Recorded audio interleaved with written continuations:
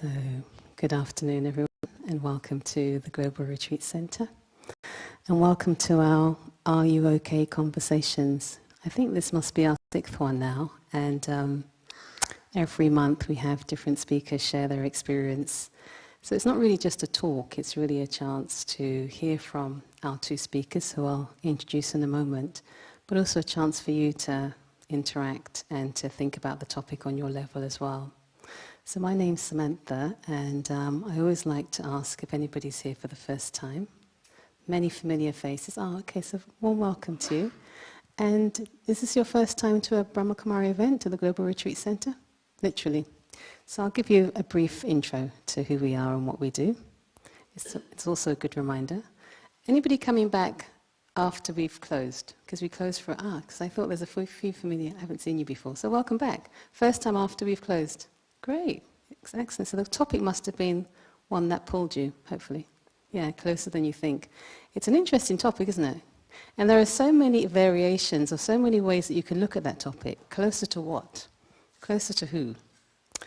So let's start with an introduction to the Global Retreat Centre. So the Retreat Centre is administered by the Brahma Kumaris, and we run a whole range of personal development programs here, ranging from residential retreats to one-day retreats, talks like we have now, Raja Yoga meditation courses, and the whole aim really is to bring about transformation. And so everything that we do is working on the inner self, working on understanding myself on a deeper level. And so we have centres throughout the world. I think the count is, I always get it wrong, don't I? 9,000 centres in over 120 countries.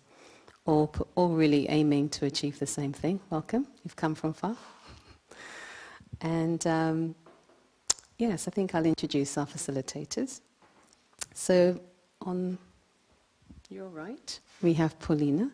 And Paulina is originally from Greece, and now she's based at our centre in London, which is called the Global Corporation House, where she helps with a wide range of activities, including events, social media, teaching, and many youth activities. She looks quite young. So, ish. She has completed her studies as a speech therapist and worked for several years in Greece, working mainly with children with special needs and their families. So she's been studying and practicing Raja Yoga meditation for the last 10 years, and what she loves to do is learn. And so through her spiritual learning and her teaching, she not just sustains herself, but also sustains many younger people. So it's really good that we have examples of different ages within our organisation, because they say like attracts like. When you see a young person, you think, oh, this must be for me too. So I think you're doing that service. And so Dipti, who you can see here, she's been studying Raja Yoga with the Brahma Kumaris for over 25 years, while supporting the work of investment bankers. So having worked alongside traders, Dipti used the values developed through her spiritual journey to maintain a sense of calm in the fast-paced city environment. She also works and loves meditating, teaching meditation, and spending time outdoors. She's also based, like Paulina, at the Global Retreat Centre, where she's involved in a whole range of activities, a lot of collaboration within the community as well.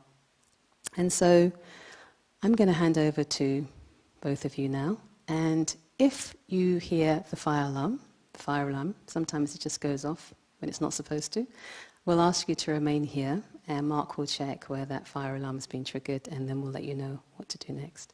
So enjoy the afternoon, and again there'll be a chance for Q&A, so you'll ask as many questions you like, also a chance for interaction as well. So enjoy the afternoon. Thank you. Thank you. Over to you. So maybe just to say, for the first 30 minutes, they'll have a conversation, as if you're not in the room. Okay? Oh, that's great. So, good afternoon. Welcome.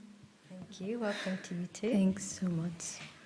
So Samantha introduced us very nicely. Thank you for that. And she said that you're from Greece. Yes. I'm originally from India. Okay. And we both live in London, and we both work together as well.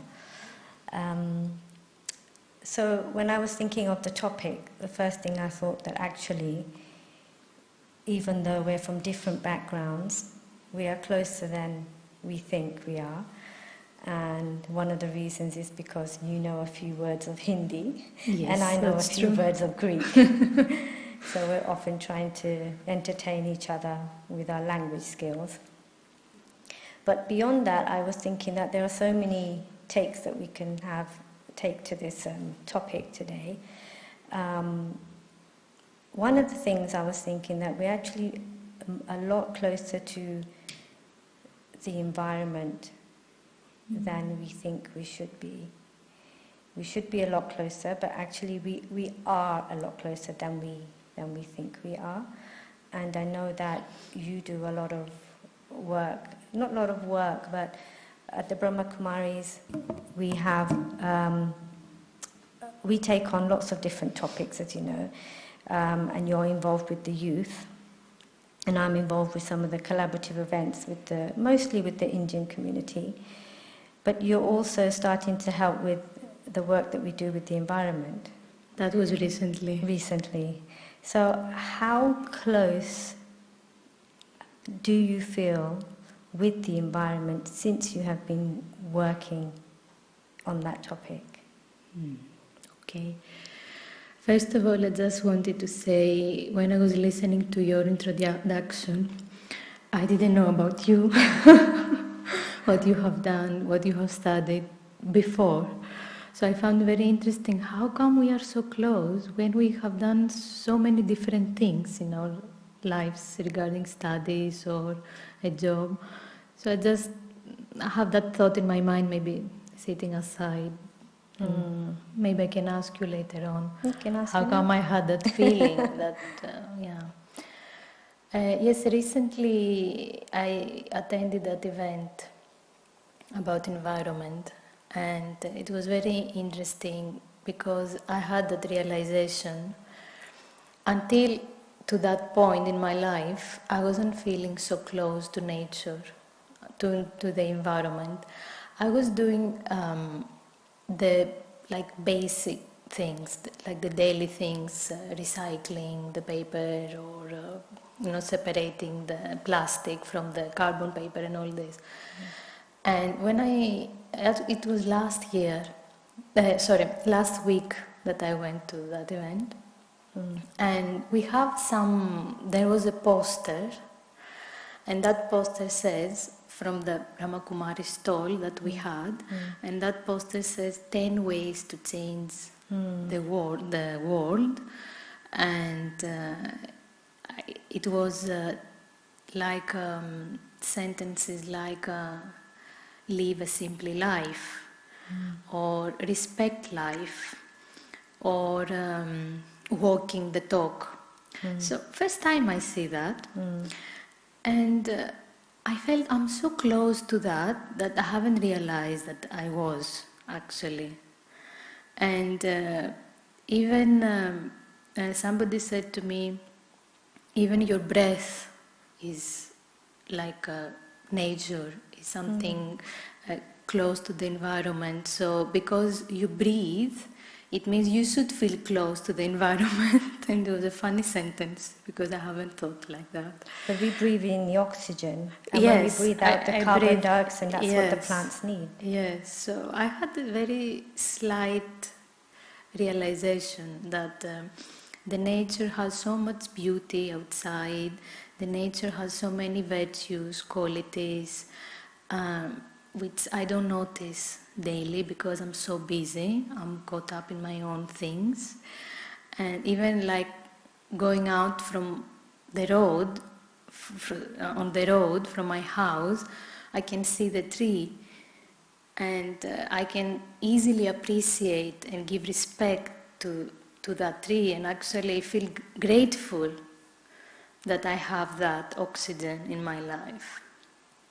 So I think nature has many examples and many virtues that we can see, I can see within myself, which I haven't noticed before. Yeah. And It's really important. I feel it's really important to notice nature. I know that as we get older, we start doing that. And I'm going to say something quite funny to you. But when I was working in the city, investment banking, I was working with some young girls. And as soon as they turned 30, they started noticing plants. Over 30. And there was one girl, she actually started to panic because she said, I just saw this beautiful, well, in the city you have these flower boxes on the buildings. And they're just stunning, they're really, really nice. And when you're really young, you don't notice anything. You don't really appreciate these things. And she really appreciated it. So she came in and the first thing she said, instead of saying good morning, she said, I'm growing old. She said, I just appreciated a window box. Yes. She said, Dipti, what should I do? I said, enjoy it, because you are close to nature and this is what you're meant to do. You're meant to appreciate it. But she was actually panicking over it. And then, of course, you do get older and you think about doing some gardening yourself. But then there are really young people who enjoy gardening and enjoy nature. But we actually are so close to nature. We are breathing the air. And I feel that we don't appreciate it enough. And spiritually, because we don't, and I'm not talking about us because I know we do, but just generally across the world, there are many who don't. And because we don't, there's a disconnect. And climate change is one thing, but having that disconnect and not being close to nature, there's actually a reason why I feel there's an imbalance. It's us not being close to nature that brings the imbalance in the elements. And you'll find people who never get caught in the rain. And then you'll find people who always get caught in the rain. You know? And there's a reason for that. When you appreciate nature so much and you have a closeness to it and a love for it, then you'll get home and it will start raining. So it's almost as if it's welcoming you, you know, that's true. and it's protecting you, and it's being your friend. Yeah, and this weekend I had the fortune to spend, as you, in this building because we had a retreat. And it was on Saturday evening that I had a walk around the grounds, and I was just observing the trees and the height and the leaves, and I really wanted to hug them. I saw the beauty that they have themselves. There is a beauty of just being themselves.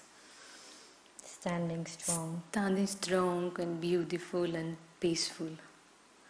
And I know in one of the lessons that you also teach Raj Yoga, and I also teach Raj Yoga, and one of the lessons of Raj Yoga is the 8 powers. And in one of the 8 powers is of humility, right? Or the power to, I know the Hindi word, but what's the English You can word? say the Hindi, maybe I can find the Greek. Samaniki Shakti. So it basically allows you to flow, right? Okay. Allows you to flow with the situations, right? Apologies for not remembering the English word. And in that, there are several pictures that you can use to describe that power that we have within ourselves. And one of the very old-fashioned picture is my favorite one. It shows a tree. Yes. And the tree is bearing fruit and mangoes. And mangoes are quite, in India, mangoes, as you know, they're quite big and they're quite heavy. And as the fruit gets to its perfect stage, when it's ready and it's full, then it gets heavier because it gets juicier. And so the branch bows down. And as it bows down, you can take it and then you can enjoy that fruit. And this is the power of being able to, you know, to be humble and to be able to give. And the fuller you get with your qualities, the more humble you become, and then you can give what you have in return. So there's so much to learn from There's so much nature. to learn. And also on that picture, there is a picture of a stone, so a boy throwing a stone. Yes, I've Right? seen So the picture. he keeps throwing the stones, throwing the stones. I'm not sure why, maybe he has nothing better to do, but he's throwing the stones at this tree. But still, in return, the tree is bearing fruit and giving He's the giving fruit. the fruit, yes. So there's a lot. It's like when I have that enough self-respect about myself, that enough powers and values, even if you speak to me in a way that I don't like or is not appropriate or negative, I can still accommodate that and give you the best of myself. Exactly, yeah. So it's accepting. Accepting. So there's a lot in that powers lesson. Accommodate It's true. was the word, yeah. Yes. So power to accommodate, the power to adjust. So that's us being close to the nature, but then humans are close to each other. Now, it doesn't mean that you physically have to be close to each other to be close, Yeah, that's true. right? Because I remember, we both know Daddy Janki. Daddy Janki was 104 when she left, and she was the leader of this organization. So she always considered herself to be a student until the very end. So she kept learning, and therefore she kept giving. But there were people around the world who she had taught, and they had moved on and created centers across the world. And they were so far from her, but they were very close. And she said that once. She said, there are people here in front of me, but they're not that close to me. They're not close in my heart. Yeah, but there are people on the other side of the world, and they keep in touch. They carry on taking her guidance. They keep listening to her, but not just taking from her, but also giving to her, and giving. What they were giving is they were giving an update to their life. So in that way, she could guide them more, and they could learn more.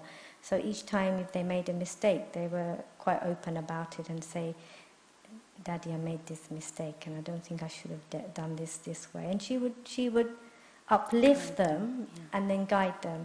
So she was very close to. There were these souls that felt very close to her, although they were the other side of the world. So closeness doesn't mean to be physically close, but you can be close to somebody by just having a really good relationship. Yeah. You know, now you reminded me of a personal experience that I had. Maybe it's not so similar, but it came to my mind, so I'm going to share with you.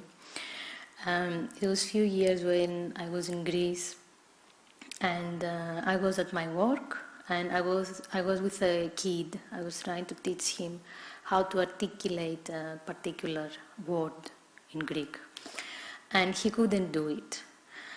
And in my externally, now physically, I was looking very happy and peaceful, and I was smiling, and I was using my words in a very positive way towards him, like, okay, you can do it, let's try one more time. And he couldn't, still he couldn't. And inside my mind, I started getting irritated because he couldn't do it. Externally, I was smiling, keep smiling, and internally, I was getting more irritated, why you can't do it? And you know what happened at the end? What? He started crying. And I had that thought, but how? Because I was smiling to you, why did you cry? Because you could feel. But he felt it. He felt my negative vibrations. He felt that I was pushing him, do it. And it was, that moment I just came closer to my mind, actually. And somehow the willingness or the curiosity to explore my mind more, how powerful my mind can be, even if physically I'm not doing any external movement, or I'm not shouting, or I'm not using any violence, let's say, but still I felt my thoughts were violent towards him, and they made him cry. So that means you're far away from your intention. Yes, Yeah, so that's keeping true actually. close to what you really want. Yes. And it's the same with animals as well, right? Because animals, dogs pick up fear, dogs pick up love. And I'll just come back to nature again, because there is somebody that we work with, Jagruti, who we both know. And she gives so much love to the plants on her desk, all the plants. She's got lots of plants. So much love. And the same plants are on other people's desk, but hers thrive. Yeah. And I was thinking about it, and I was thinking, what is it? Because I quite passionately water the plants and take care of them, but she goes beyond that, and over time, as you know, she's getting older and she's feeling closer to plants, really close to plants, and because of that real, heartfelt closeness, they are thriving. She's giving them a lot of love. She keeps looking at them and just keep stroking them and taking the dust off the leaves. And so, it's a real question for myself. How close do I keep myself with nature? And I've been paying attention to that. But of course, one of the main things for us to think about is how close are we to ourselves. I remember my mom was saying she used to make me watering the plants back in Greece when I was very young, but I wasn't very interested. I was still resisting because I had to do it. It was a duty. So every evening I used to water the plants, and then after a week I think one plant died because too much water. And I said to my mom, why? Because I was giving water. She said, no. She said, because of your attachment to water the plant died. That's not true love. You have to learn how to take care of yourself first, and then how to take care of the plant. And of course I forgot later on. I was too young that moment to reflect on that. But going back to that sentence, now, at present, it really makes sense to me. To the extent that I can take care of myself, have that pure love, care, I can give that to the nature, to the plants, to other people as well. Because if I'm going too much to the extreme, then I can kill them with my thoughts or with my actions or It's true. with my words. Yeah, even without the words, anything that we feel, the feeling first comes because of after we're thinking, then whatever we think generates our feelings, and whatever we feel it's emanating into the atmosphere. And this is how that boy was able to feel, and if we're amongst animals, they can feel. So why is that happening? Why are we not able to keep a tab of our thoughts, and why they're not in line? I think we are so used to negativity and waste way of thinking, or we have habits that are not very beneficial daily. So it's like you have a bucket and you try to put water, but there is a leakage at the bottom of the bucket, so the water comes out. So and that kind of energy can really drain us during the day. If we could find a way to be to pay more attention to the way of thinking, because I have noticed when we know the thoughts are energy, right? So that energy is released in our own awareness, consciousness in the body.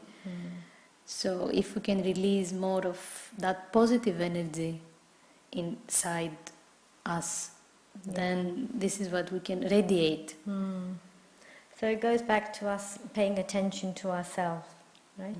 So if we're paying attention to ourselves, we're becoming closer to our better self, right? That's So we may see a goal.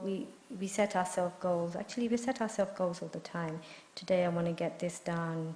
We need to get this washing done, and this is a shopping list. And we have all these like household chores as goals, and then we have other goals in life. We want to go to this country and go to that country, and then we have some at work. But I find rarely do we put goals where we are improving ourselves as a person.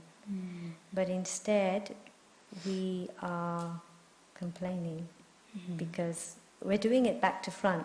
We're complaining about people because they don't behave the way that we expect them to behave. so true. But instead, what we should be doing is setting ourselves goals to say, actually, I want to maybe just stop complaining. Yes. No, and accepting. So changing that negative word, so from complaining to accepting. So it may seem like it's really far, but to be honest, when we make effort and we pay attention to ourselves and what we want to become, perhaps draw a blueprint of what is it my perfect form, so to speak, would be. Like a better version of myself.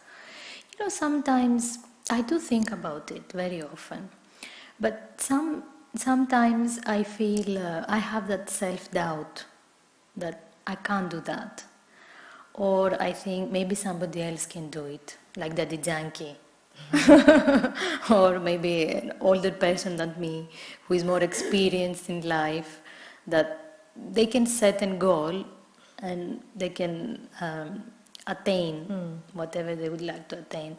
But for me, sometimes I feel I only read about it. It's like in words. I can't really, not practice it, but I can't believe it. I don't have that faith that I can do it. So you think it's not possible? I for think it's yourself? not possible. It's for somebody else, not me. But I'm happy to read, or I'm happy to listen about things, like. Yeah, but then. But I don't have that faith, like 100% faith that Paulina, you can do it. Yeah. So, what do you think? It's I think. like to feel closer to my aim, to fill in this gap. So maybe you're setting yourself a huge goal where, it's that maybe you need to do It's little too far. baby where it's too far. You need to do baby steps. Maybe just pick a few things. I like it being at school. Anyway, it's called university anyway, but it's a bit like being at school, and we set ourselves a little task and we say, okay, today I want to learn this much. And then you can test yourself on that and see, okay, have I done that? So maybe we just take little steps, because not taking those steps and not applying it, not changing and not improving yourself doesn't help you. And just being lazy, really. Yeah. Maybe you're It's being about laziness. Yeah, it it's, can be. it's not trying to put you Definitely. down, but it's quite easy to, Yes. in a way, to say. To avoid, actually. When we have our lazy mind, it's quite easy to say that somebody can do it, but Yes, I can't. or I can do tomorrow. Yeah. And tomorrow I say the day after tomorrow, or next Yeah. week. Or if any important event happens or is going to happen, this But I is feel where it's our I but I feel can it's start. our responsibility to the world, that instead of seeing others and wanting them to change, because we see that all the time, why did they say that? Why did they not smile at me? Or why were they angry? We keep wanting to be in control of others, but actually the only person that we are in control of is ourselves. And if everybody was to do that work on themselves and change themselves, then the whole world would be changed overnight. And it becomes a bit tiring to want something all the time, like to have those expectations and desires. It's tiring the mind that some point. Yeah, you for you others, feel yeah. heavy, Yeah. you know, wanting others to do something, wanting us to do something. Yeah. I feel I become heavy at the end of the day, and or I become irritated very easily or angry, and I don't know why. Well, if you're having an expectation, the minute you have an expectation, it's going to be almost guaranteed disappointment. Yeah, that's true. 100%. So, we have spoken quite a bit, and maybe you'll just say one more thing before we open up to the audience, is that it is possible to change Yeah. and to be close to our blueprint. If we create a blueprint for ourselves, and there's no excuse to be lazy. Yes, I agree. Okay, so we're going to have a couple of minutes of just some silence, and Mark is going to play some music for us. And it would be just great just to digest some of the things that have come up between us, and then we'll go to the next little task.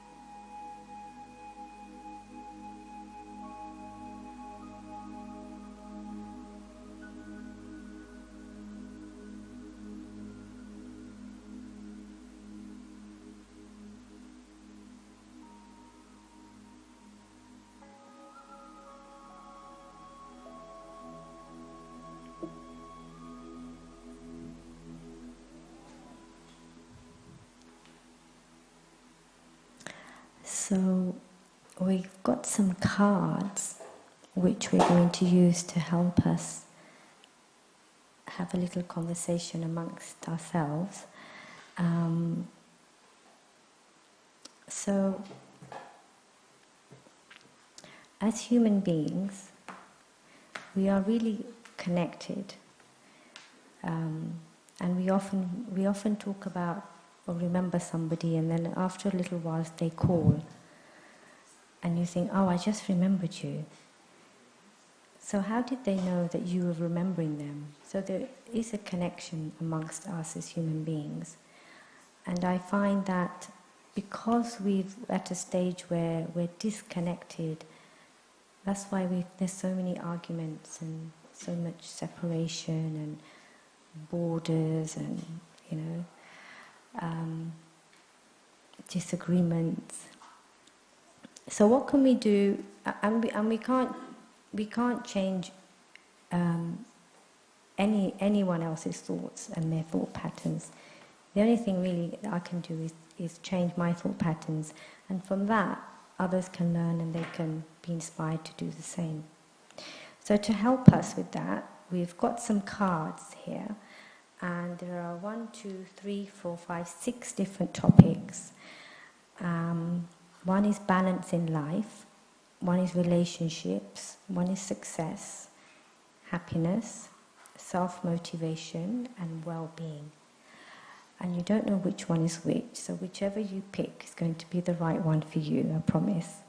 So if you come up and just take a card, any of these, maybe the color will inspire you to pick up a particular one. Go back to your seat, have a little read, and with some music, we'll have a few moments of just you reading that and just capturing that. And after, we'll get into pairs with somebody you don't know, hopefully, and just go through what did that mean for you and what did you learn from that. Is that okay? Okay, so come up and take a card.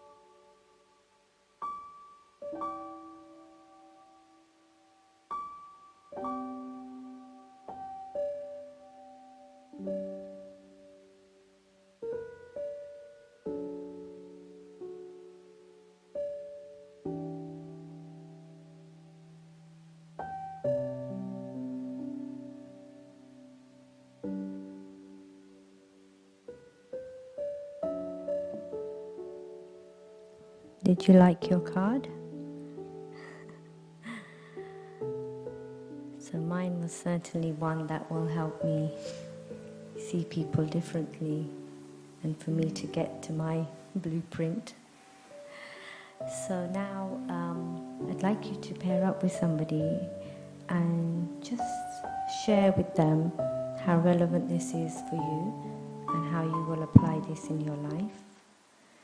And if we take turns in speaking, so that one person is speaking for 3 minutes maximum, and then the other person is actively listening. So that means you're not thinking of what you're going to say, but you're actually listening. And that actually brings us closer to each other as human beings, doesn't it? When we're actually listening to each other. Okay, find someone.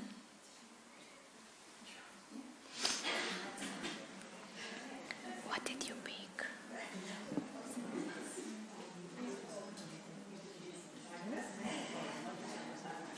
the minute. 41, 2, 3, 4.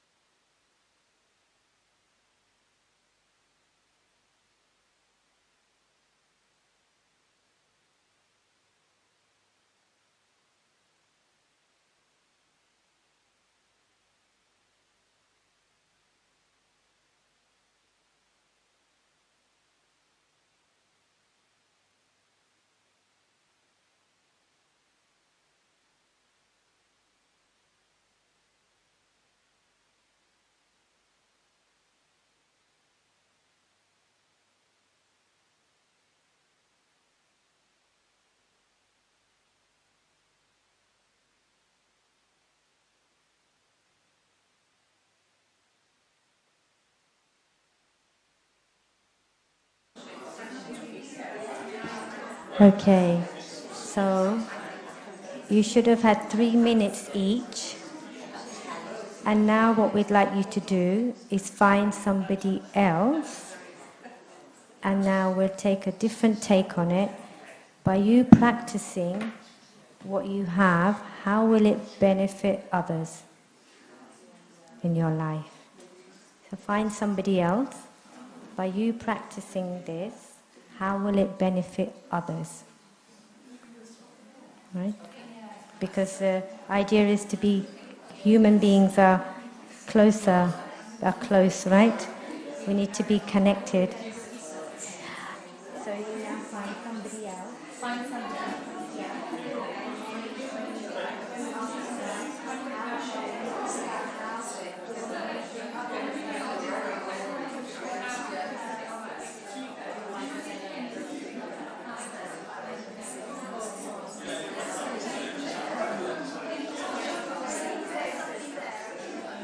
So for me,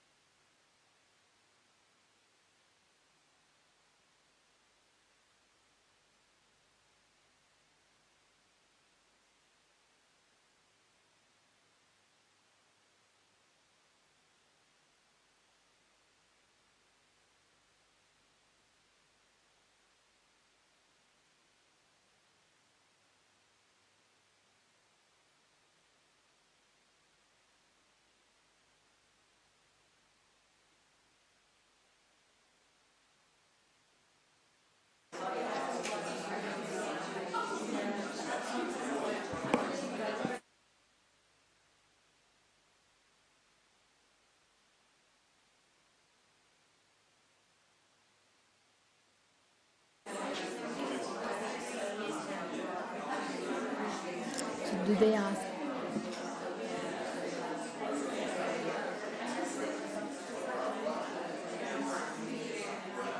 Okay. Lovely seeing everybody. Was that useful?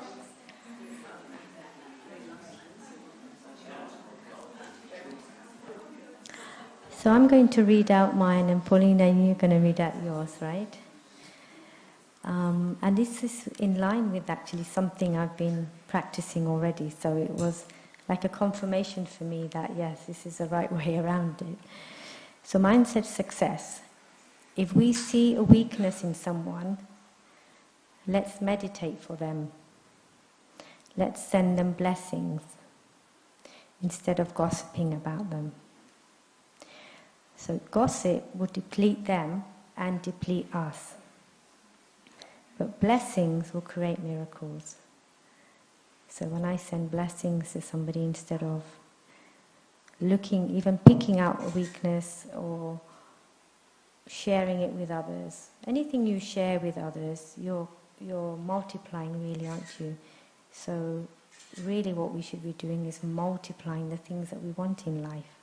So if I want more of their weakness, then it makes sense for me to share it with everybody.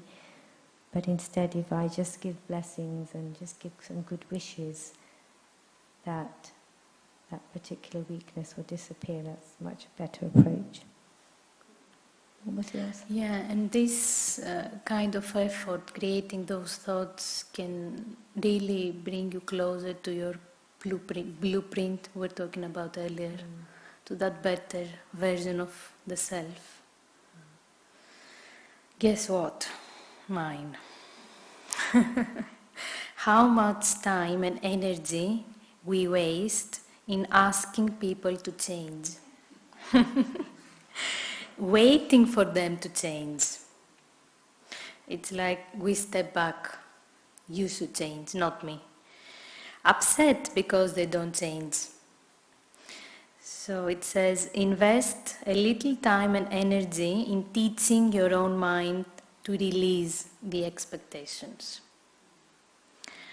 I have found myself many times having expectations, waiting for things to happen. And they never happen.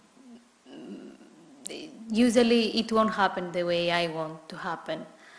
But if I trust that it will happen in a better way, then it really surprises me.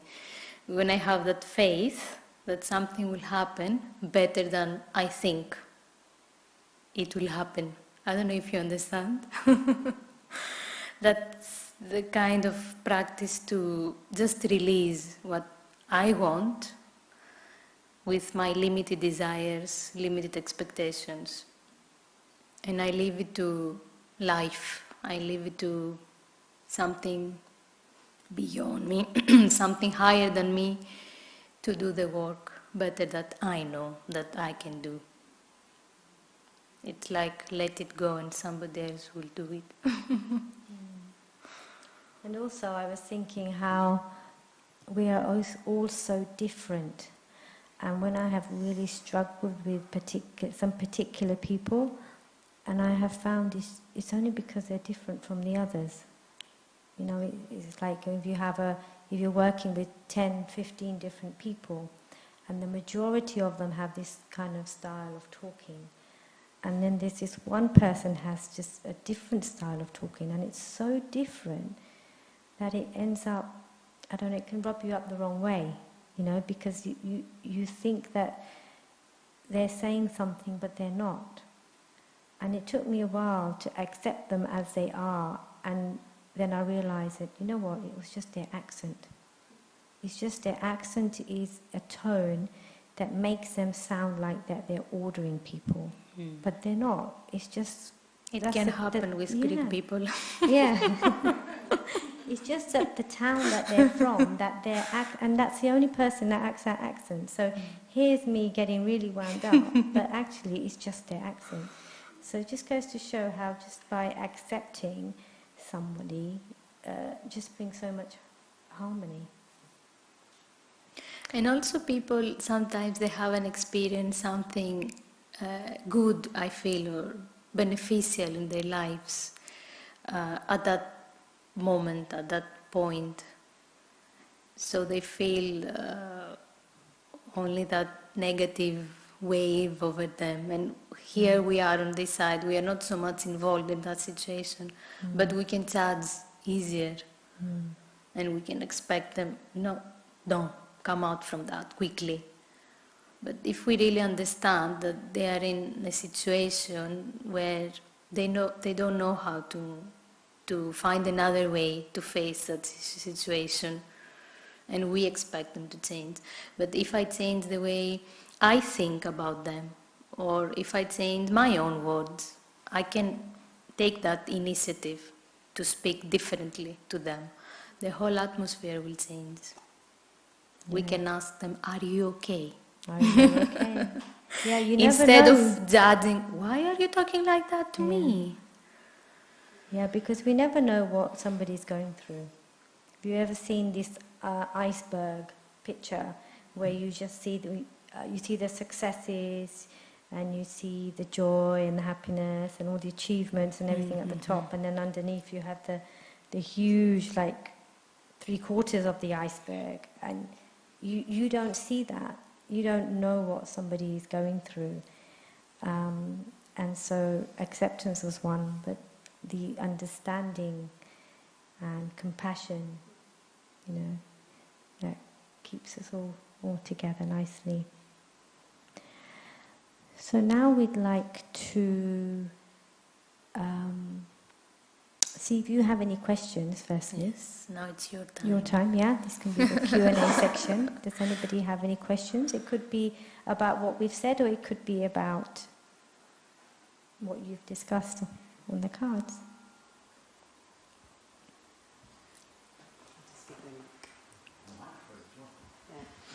Are you okay just to pass it amongst yourselves?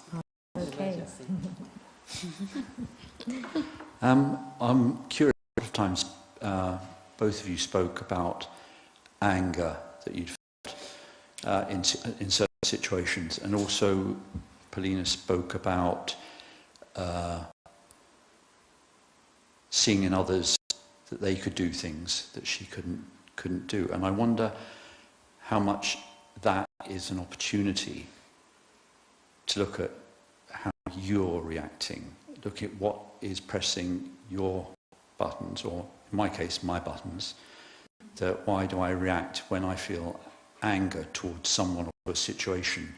How much of that is because I'm seeing in the other person something that's in me personally, and it's an opportunity to grow. And similarly, when I see another person who is going to do it tomorrow, or do it, that person who is a leader or whatever, how much is that an opportunity for me to look at my own leader? Maybe I'm talking about Jungian philosophy of dark shadow and golden shadow, actually bringing it out into the light, the dark, and acknowledging the golden side of our own abilities, or my ability, and so on. And I wondered if any of that gelled with you, or whether you'd felt that. So what you're asking is why, even though we're practicing this, why do we sometimes feel angry? Why does No. I'm asking, isn't when we feel that anger an opportunity for us to grow as individuals? When we feel anger, is there an opportunity for us to grow? I would say no, because anger isn't a positive thing, and I can't grow with anything that's negative. That's how I would see it. There's another way of expressing myself, depending on what the situation is. So if somebody's doing something blatantly wrong, I could have compassion towards them, and I can offer another solution. I can make them understand. There's various ways of approaching it, but if I was to be angry at that, I would consider myself to have failed. Because ultimately we have what we call, for those of you, maybe some of you have done elements of the Raj Yoga course, maybe you haven't, but we call them our defects. Another word is vices, and that's anger, greed, lust, ego, and attachment. And if you say them in the right order, then the acronym for that is algae. And what algae does is it suffocates. Once a layer of algae goes on top of water, it suffocates, stops the oxygen from going in. So one, for me, is that's a great way of remembering them, but also I can picture that how that is not the right, using any of those is not the right thing. But instead, to have love, to show peace. I mean, these are words, but then they have many attributes. So love and peace and happiness and wisdom and truth. So if I'm doing and thinking and saying anything that is based on that, then I'm doing the right thing. Did that answer? Sort of? It sort of does, but it doesn't answer the inevitability of, or if we feel anger, it is, if I feel anger, I'll talk about me, if I feel anger, I feel anger. It's about handling that situation when I do feel anger and acknowledging that it's probably something in me that is making me angry rather than something in the other person, and that brings me out of the anger. Okay. So you're talking about learning from that. So you're, okay. Yeah, but as you were saying earlier, it's an emotion. Anger's an emotion. Sorry. Yeah. Anger's an emotion. And as such, with the thought first. And we should stop at the thought and think, why are we thinking this way? That's how I deal with it. I know what all anger's all about for many years. And I find it easier for me now, instead of getting angry, is think, why am I getting angry? What's making me angry? What is it about this situation that's making me angry? And it helps a lot, rather than think that just because we're letting off steam, Yes. that we've got a right to, and it's going to help us in the long run, when in fact all it's doing is upsetting others. That's how I was perceiving. Yeah. I have observed actually when I get upset, there might be an accumulation of, how can I say, negativity or something from the past that I wasn't able to handle a situation, and I had to I couldn't express myself actually, or I couldn't speak up for myself. I couldn't protect myself. So then later on in my life, I face situations where something happens and I really get upset. I get angry because I go back to that feeling that I can't protect myself or I can't speak up.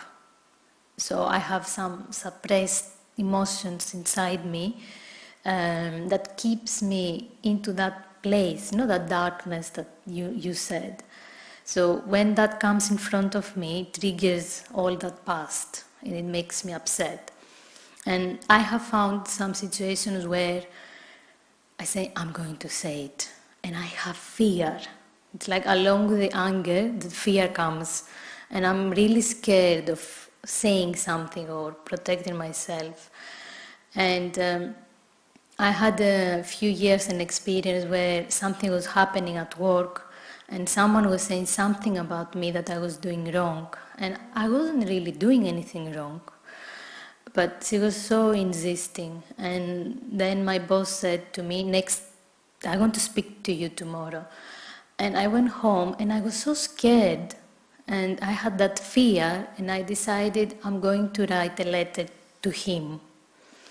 And I wrote the letter. I was at home, I wrote the letter, and I wrote everything that I wanted to say to him. And then I didn't give the letter to him. Instead, I stood in front of the mirror in my house and I read the letter loud.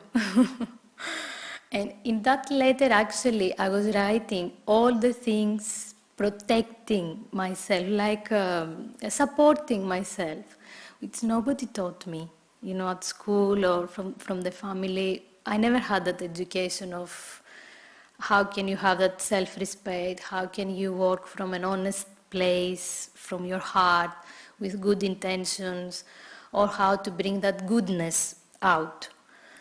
So it was like an exercise for me, and I did, and I cried, to be honest, because I saw the fear, I saw the anger, I saw my goodness, I saw my inability, like I felt I was an unprotected child, nobody was there to protect me. So, and next day I went from that place of honest, and I wasn't upset with that person sitting in front of me saying, you are doing this, you are doing that. Like, yes, okay, you can explain to me because I feel I'm not doing this, I'm doing something different. So somehow everything got resolved. That was one aspect where I feel something unresolved will come to trigger me, just to come on the surface for me to resolve it, to see it from a different aspect. And then another aspect that I see is, I see that Deepti has the ability to do something because I have that image of her. But she doesn't do it, so I get upset. And I feel I don't accept her as she is at this time, at this point of time, actually. I see somebody else, or somebody that I would like her to be, but she's not. It's like my mom still sees me as a baby, as a 5-year-old girl, but I'm not anymore. So when I'm going in front of my mom, I said, I have changed my lifestyle. She was like, no. No, but I do have changed. It's like I can give an advice to my mom and she's a bit hesitant. No, I'm giving advices to you only, not me. But no, I have changed. I have grown up a little bit. I'm not the child that you want me to see. But I know the parents are always keep the children as baby. They can't see them grown up. There is that fear, where are they going, what are they doing.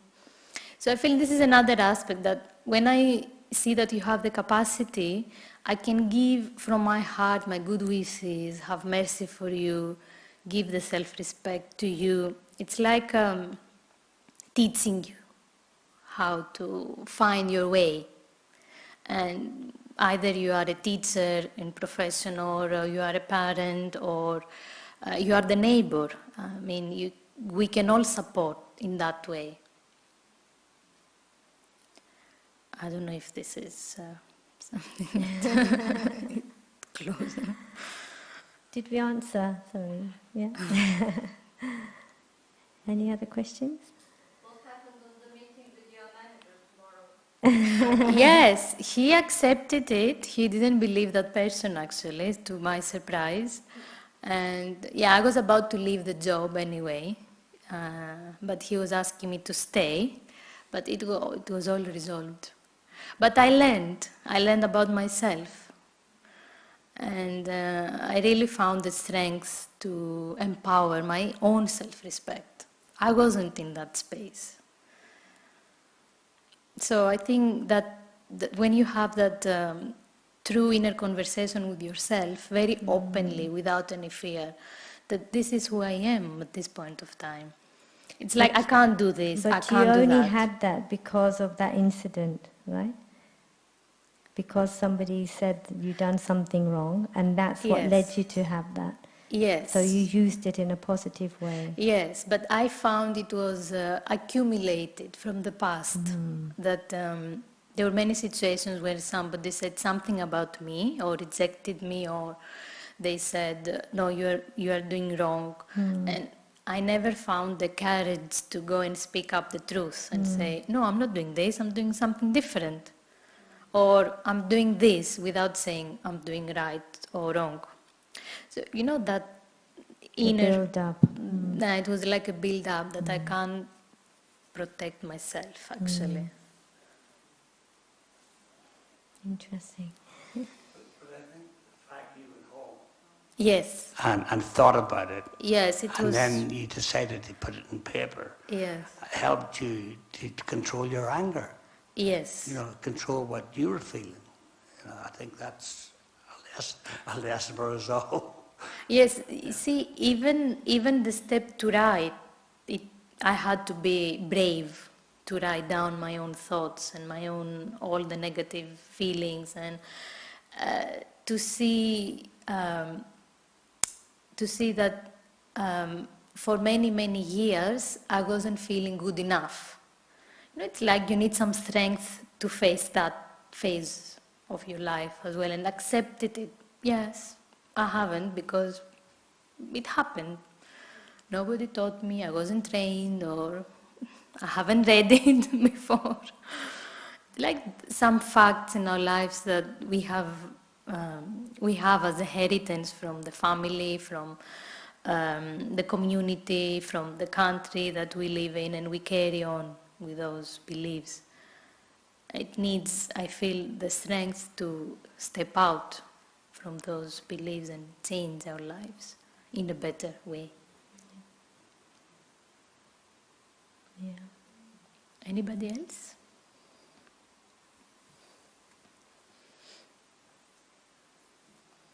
Anybody want to share what they have learnt from the card and the sharing that they've done with others?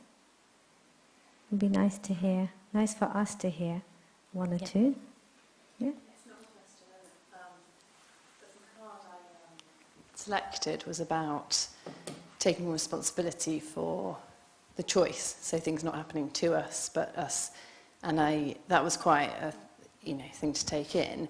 And then I was thinking of your second question when we were reflecting on them about how can that help others, and like this, I just sort of felt like that's around two-way liberation, isn't it? And I was thinking that probably applies to a lot of that's what I've taken from a lot of what you've been sharing, this thing of owning our story or our choices and taking responsibility. So I choose this rather than this happened to me was the card. And I can definitely see how that would empower the self, take ownership. And then I just thought, and that must free everyone else from the narrative and the story and the feeling overly responsible for, like in this case, me or whatever, So it's not a question. I just found it really helpful in terms of maybe allowing that process to be for all of us, Thank you, yeah. Nice. Because whenever we work on ourselves and we change, we get to a point when we see something and we're able to transform that, the thought or the feeling, whatever it is, it not only benefits us, but it benefits everyone around us, because we all want to be around happy people, right? Anybody else?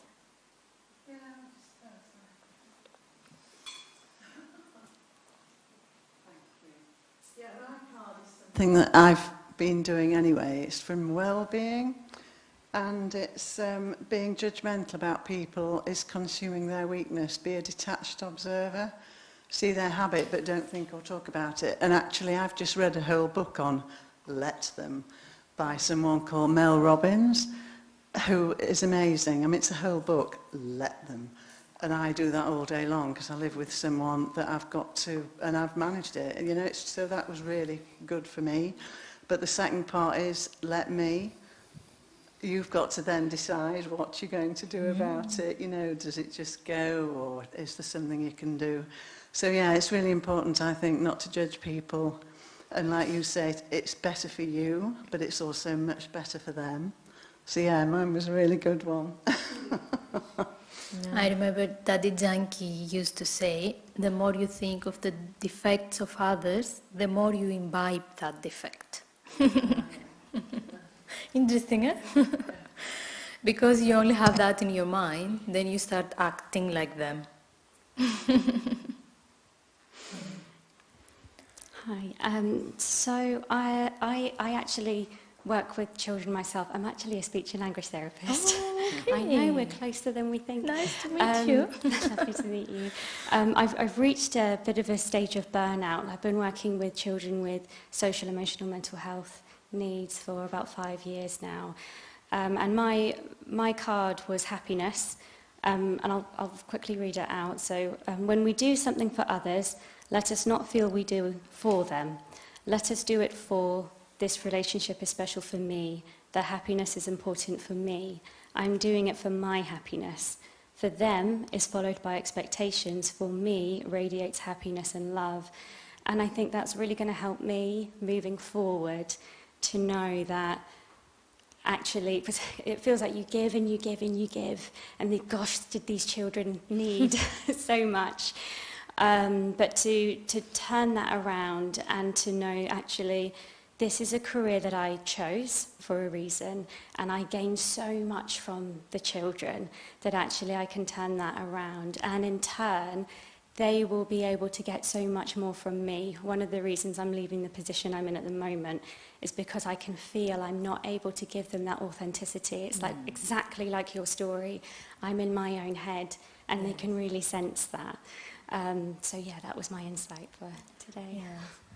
I think working with children with special needs is very unique, and it's a fortune. For me, it was a fortune. I feel very blessed that I did that job with them, because I feel they need that communication from the heart and the eyes, not through words at first step. It's like they can feel closer to you because of your heart and your good feelings you have for them. It took me a while because I was going through books. You know, like after finishing the studies, you go through books and you want to apply. But they are human beings. You know, you can't just say, okay, you are going to do this, this, and this. And that completely changed my perspective about those children, seeing them that they have the full capacity, even if they don't have. I forgot about it. I know they have, whatever they have, they are able to do, and they can do that to the max. And the other positive thing working with children especially is that you can be yourself, and they don't judge you. They don't criticize you at all. It's like I was falling on the floor. You know, I was doing things that I wasn't doing when I was a child. And I had the chance to do it with them. And nobody would say anything to me. And they're just so happy.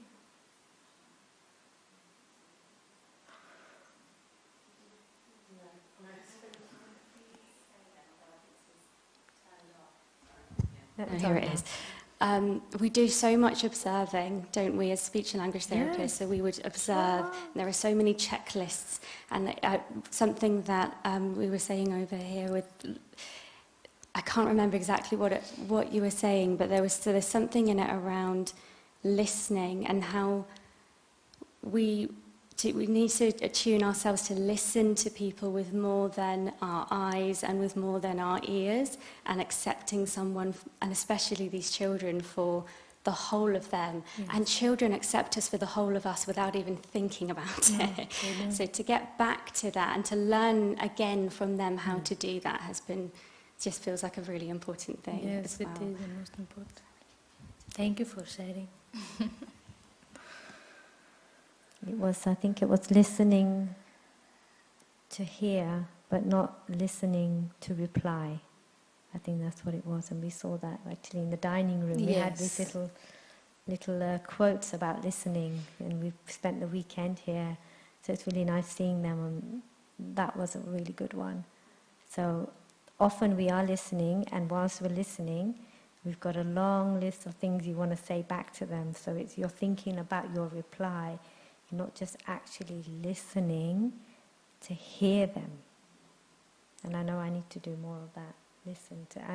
And actually where I have practiced that, I can say that it's been amazing. Where somebody, in front of me has been really upset, and all I've done is just listened, and it must have shown on my face, like every expression does, where I was just listening from the bottom of my heart, with a real concern of wanting to hear them, and their expression changed completely, and I said, oh my God, thank you for listening. And I'm thinking, but I've always done this. But obviously not. It must have shown differently on my face, where I was just listening and questioning perhaps, why are they saying that? Why are they saying that?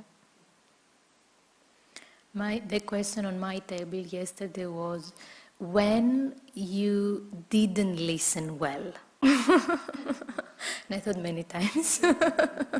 And I was doing my own things or thinking the next task. You can finish quickly now because I need to do the next task. And then there is a complete misunderstanding, and I'm going and I'm doing a different thing, and they think I have done another thing, and this is where there is a complete miscommunication. And then they come back, you didn't understand what I said. No, because I was listening to my own mind. Yeah. So that's a great thing to practice, actually, isn't Yeah, it? it's a very good thing. So we can maybe have a meditation together, and be comfortable, and we'll both speak. Would you like to speak only? Yeah, we can both. So you'll hear both of our voices. Yeah, a little bit of music, and you'll hear both of our voices. But minutes. you can either close your eyes or just gaze on the floor or gaze on the picture. No need to look at us. Okay.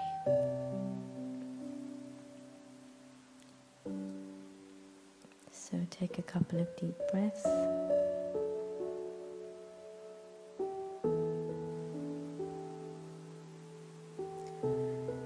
Just be aware of where you are.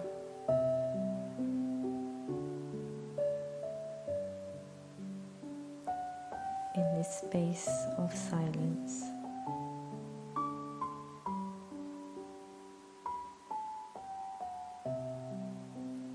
In stillness.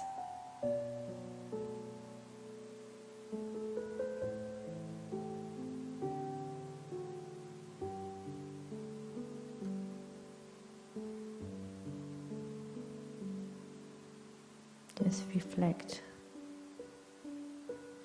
on who you are.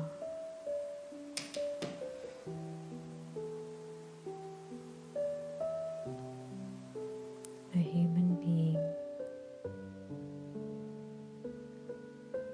with energy.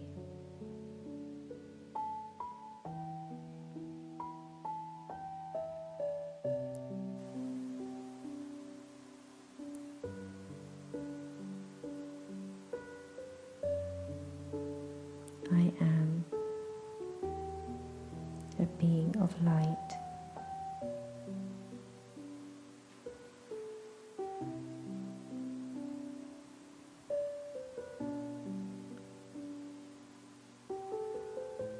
As I remain still,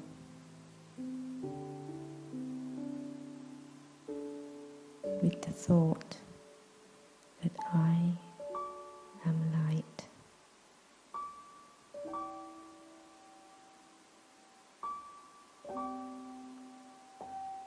I am sharing this stillness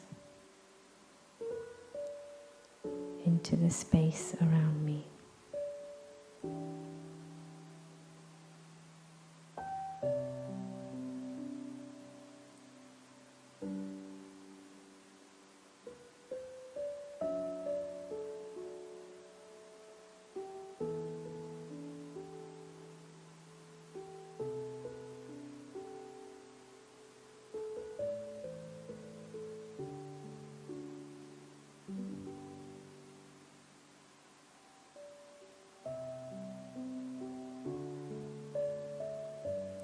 In this silence,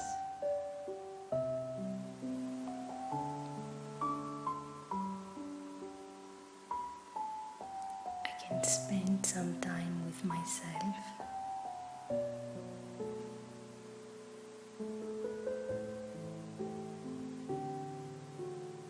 Some time to discover my inner true potential.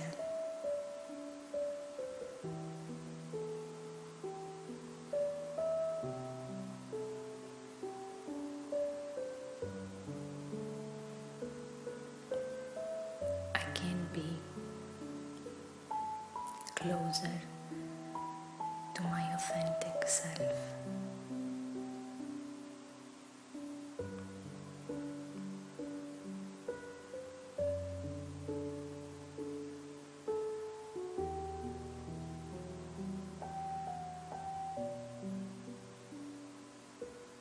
I invoke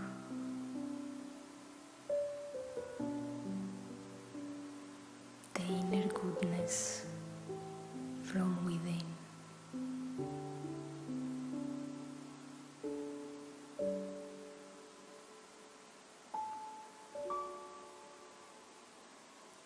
Love.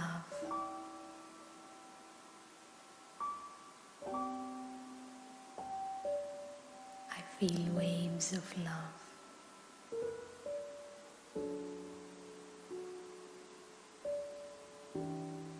Happiness. I experience rays of happiness.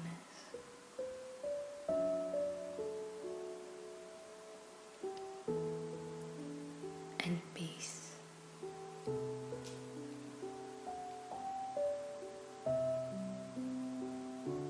I feel my whole body is peaceful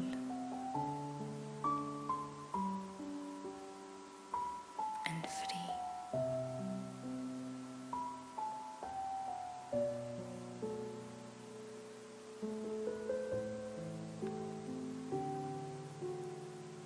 I simply remind myself of those qualities.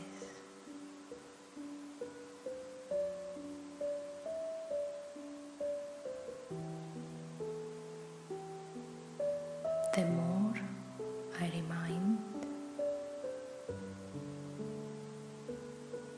the more closer I come.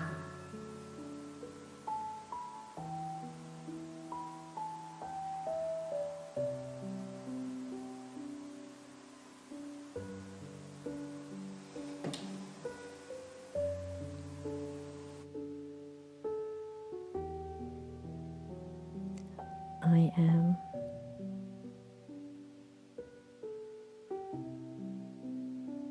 a being of truth.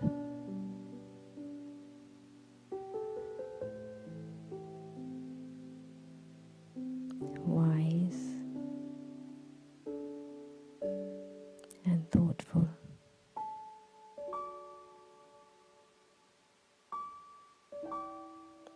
With this stillness and with this peace, I have the clarity to see right and wrong.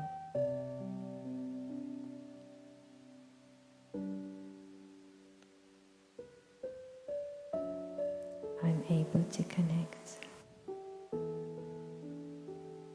with the truth inside myself.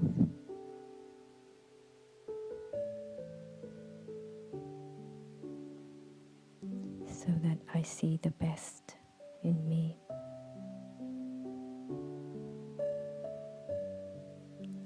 And I see the best in others.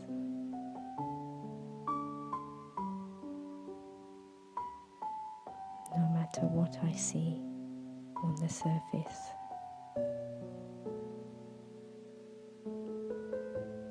I know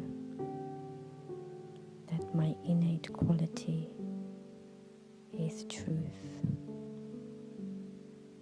and peace.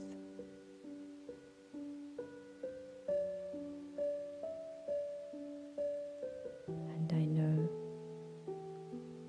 that everyone's innate quality is truth and peace and love.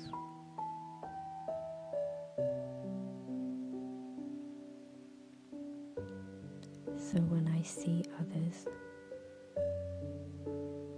this is what I see. The goodness in them.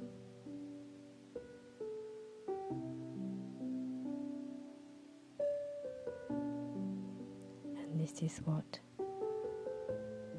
I connect with, the goodness in everyone.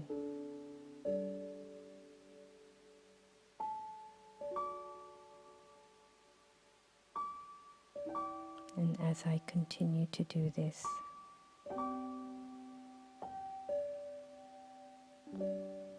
my vision for the world changes.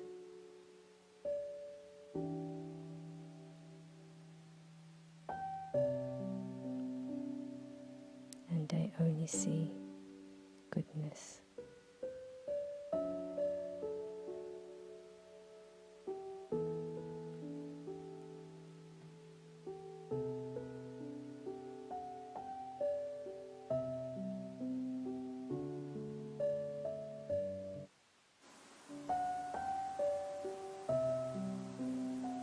I have now found this new way of tapping into goodness.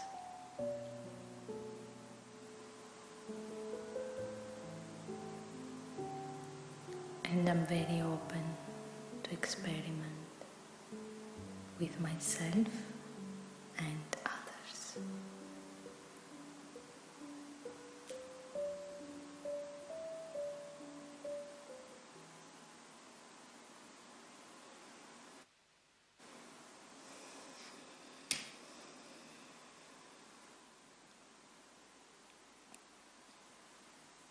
Thank you so much. Thank you. Thank you for coming. Thank you, Dipti. Paulina? And I think Samantha, you have some announcements?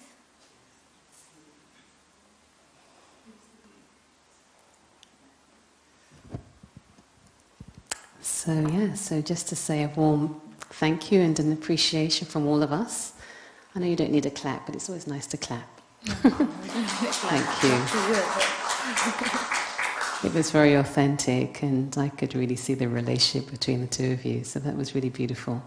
A little window into both of you. Thank you. And thank you for coming and participating, and it's always lovely when we have questions as well, and they always answer not just your questions, but I'm sure other people have similar questions in their minds. One question is, where can people buy these cards? Is it online, Inspired Stillness? Yeah, should be. Okay, so I can give you the website. There's the bookshop website. It's based in London, so that's inspiredstillness.com. Is that right? Do they? Oh, really? How much are they? What's the price? You got them. 2 stickers of these for Okay, so I don't even know what's in our bookshop. There you go. Better go down and have a look. In the shop. Ah, There is a bookshop, yeah. and you bought them just by You didn't chance? know we were going to use these. Oh, you just bought them now, before you come. Before she came. That's called tuning in. It is, yes. Connected. Great. So a few announcements. So the bookshop is open if you want to go and buy those cards. Hope there's a few in the bookshops. So the next conversation will be in September, but I'd like to let you know about a special event that I'm sure some of you have been to in the past. And so on the 24th and 25th of August, we're having a special marquee event. It's not quite Peace in the Park. That was a huge thing. It's sort of it's a different experience. So it's called Peace Fest, where stillness meets joy. So the grounds will open from 1:30, and there will be activities in the grounds from 2 till 4. A couple of activities in the house, and it's very exploratory, very reflective. And I think it's really a preparation for the actual main stage event, which is going to be a live show, like a sort of a talk show with a difference. So a chance to think about this aspect of stillness and peace. So perhaps not quite appropriate for children. If they're interested in reflection and meditation, that's fine. But really it's a chance for you to be nourished on that day and with your friends and family members through the grounds, and then for the marquee event, which starts at 4:15 to 6:30. So it is on the website, so you can start booking your tickets. It's a ticketed event. So I really hope that you're not on holiday. well, you can be on holiday, but I really hope that you'll be able to join us on one of those days. So that's the 24th and 25th of August. And just our regular meditation events. Next Sunday is World Meditation Hour, so that happens in all our centres across the globe from 6:30 to 7:30. A chance to send a donation of peace to our world. And then every Tuesday lunchtime we have our online meditation from 12:30 to 1.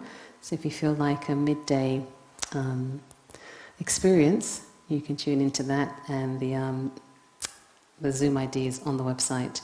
And then every Tuesday evening we have meditation insights. That's just meditation for an hour from 7 till 8. So a chance to meditate collectively with others. How many of you have come for our meditation insights? Jackie, if you... Great. Okay, yeah. And so they seem to be quite popular, actually. I think there is this need now to have the experience collectively and to have more silence.